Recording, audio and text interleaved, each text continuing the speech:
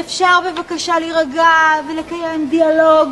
מה קרה? תגידי לי את, מגיע לקופה לקוח נורמטיבי, כן? מגיע.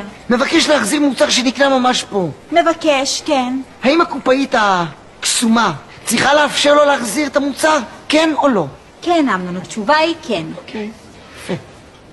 תשאלי אותו איזה מוצר הוא רוצה להחזיר. איזה מוצר אתה רוצה להחזיר, אמנון? בבקשה.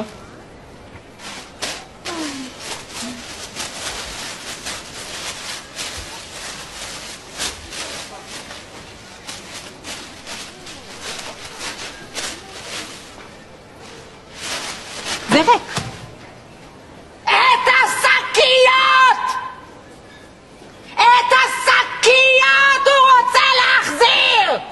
אמנון, אמרת מוצר. סליחה?